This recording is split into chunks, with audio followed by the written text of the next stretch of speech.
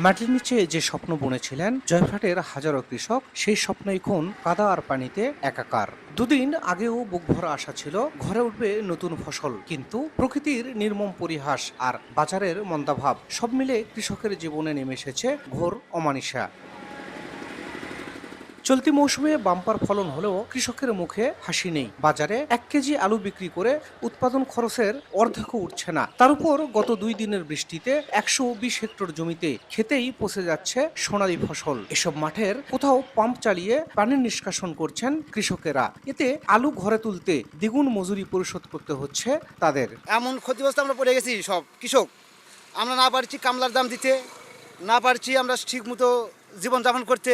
বৃষ্টির কারণে এবার আমরা কৃষকরা মাটির সঙ্গে মিশিয়ে গেছি। প্রচুর আলু উঠছে, আর 3-4 দিন যদি থাকতো তাহলে আলু তোলা শেষ হয়ে যেত। এই আলুগুনা তুলতে পারলাম না। জেলায় এবছর প্রায় 40,000 হেক্টর জমিতে বিভিন্ন জাতের আলুর আবাদ হয়েছে, যেখান থেকে প্রায় 13 লাখ মেট্রিক টন আলু সংগ্রহ করা হচ্ছে। তবে সেই আলু বাজারে নিলেও মিলছে না কাঙ্ক্ষিত দাম। এ অবস্থায় আলু স্টোরজাত বিভিন্ন জেলায় সরবরাহ, বিদেশে রপ্তানি সহ আলু নির্ভর শিল্প কলকারখানা গড়ে তোলার আহ্বান কৃষি বিভাগ সহ সংশ্লিষ্টদের। বিঘা প্রতি 30 থেকে 40 হাজার টাকা খরচ হয়, অথচ এখন আলু বিক্রি করে আমরা দেখতে পাচ্ছি বিঘা প্রতি মাত্র 25,000 টাকা পাচ্ছি। হঠাৎ এই প্রাকৃতিক দুর্যোগের কারণে তারা একটা ক্ষতির সম্মুখীন হয়েছে। এই অবস্থায় যারা সংরক্ষণ করতেছেন ভালো আলু এবং যারা হিমাগারে যারা আলু মজুত করতেছেন, হয়তো এবছর ভালো হলেও হতে পারে। এখানে একটা আলু ভিত্তিক যদি শিল্প কারখানা করা যায়, যে এখানে প্রচুর কাঁচামাল হিসেবে আলু ব্যবহৃত হবে, এরকম শিল্প কারখানা আমাদের এখানে করলে কৃষক ভাইদের এই সমস্যাটা চিরস্থায়ী সমাধান হবে।